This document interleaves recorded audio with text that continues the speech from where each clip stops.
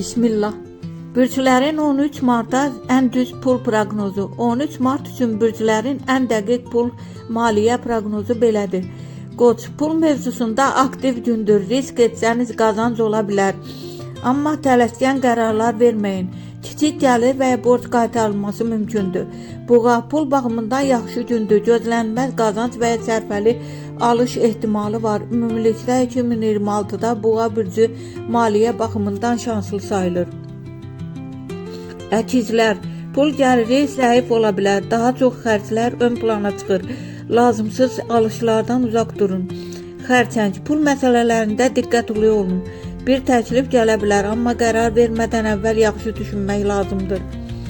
Şir, qazanc şansı var. İş və ya ticarət sahəsində kiçik bir uğur pul gətirə bilər. Qız, maliyyə baxımından sabit gündür. Yeni plan və ya əlavə gəlir ideyası yarana bilər.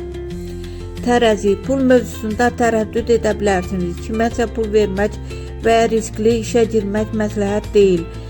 Əqrəb, günün ən uğurlu bürclərindən biridir. Pul və ya faydalı bir imkan ortaya çıxa bilər. Oxatan, pul mövzusunda qarışıq gündür. Qazanc olsa da belə tez xərclənə bilər. Oğlaq, pul enerjisi güclüdür. İşdən və ya əlavə mənbədən gəlir ola bilər.